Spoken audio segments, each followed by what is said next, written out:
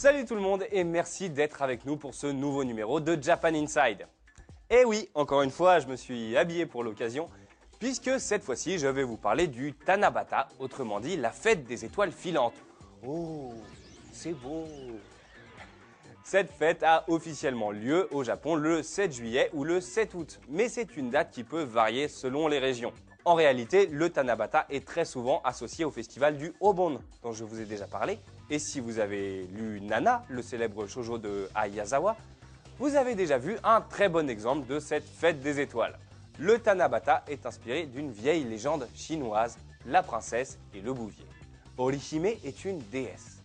C'est même la fille du Tentei, le roi du ciel. Dans l'espace intersidéral, elle s'ennuie à mourir. Imaginez qu'à l'époque, il n'y avait même pas de MMORPG pour passer le temps.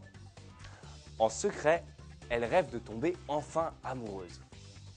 Bref, un jour qu'elle lavait les vêtements de son père dans la Voie lactée, Orihime aperçoit, sur l'autre rive, Ikoboshi, un simple fermier humain. Pourtant, elle en tombe instantanément amoureuse.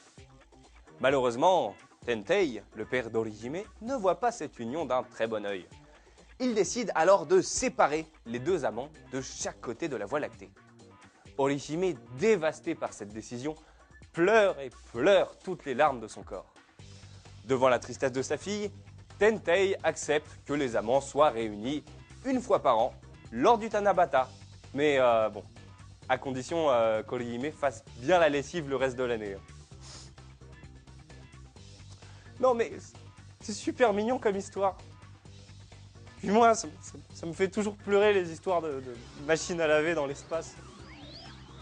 Enfin bon, c'est bien beau tout ça, mais en fait, on fait quoi pendant le Tanabata? Mais ne vous inquiétez pas, je vais vous expliquer. Lors de cette fête, les Japonais font comme moi, ils mettent leur plus beau yukata pour aller admirer la Voie lactée et, avec un peu de chance, apercevoir des étoiles filantes.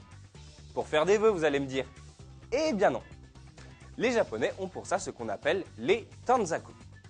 Les tanzaku, ce sont des vœux que l'on écrit sur une petite feuille de papier et qu'on accroche ensuite sur les branches d'un bambou.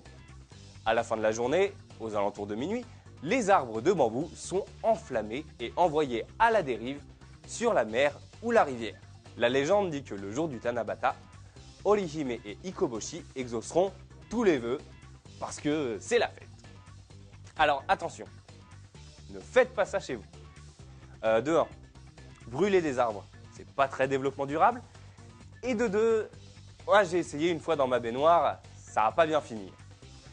En plus, j'avais demandé une intégrale Dragon Ball Z. Bah, j'attends toujours. Allez, je vous laisse réfléchir à vos vœux en espérant qu'ils soient plus inspirés que les miens. Et je vous dis à la prochaine. Ja, mata kondo!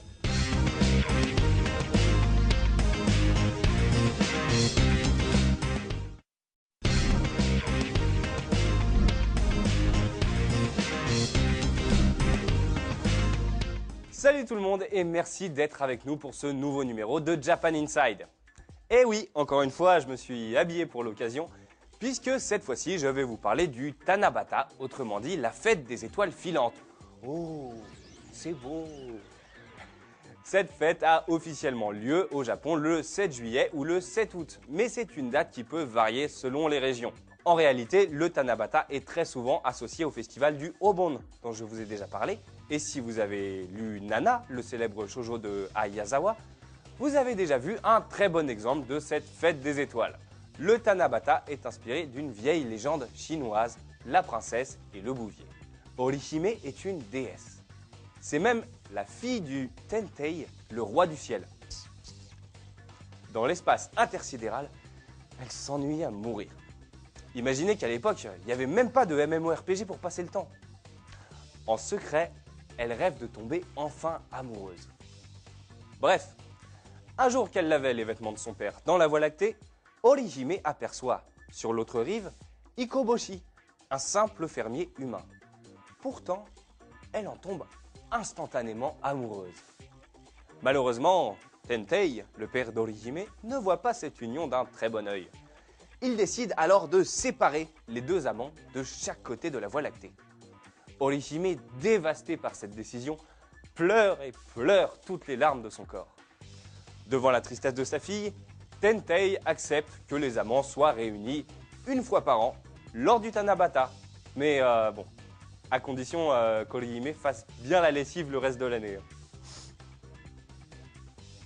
Non mais c'est super mignon comme histoire. Puis moi, ça me fait toujours pleurer les histoires de machines à laver dans l'espace. Enfin bon, c'est bien beau tout ça, mais en fait, on fait quoi pendant le Tanabata?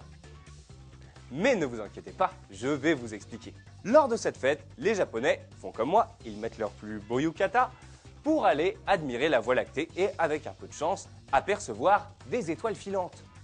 Pour faire des vœux, vous allez me dire. Eh bien non. Les Japonais ont pour ça ce qu'on appelle les tanzaku.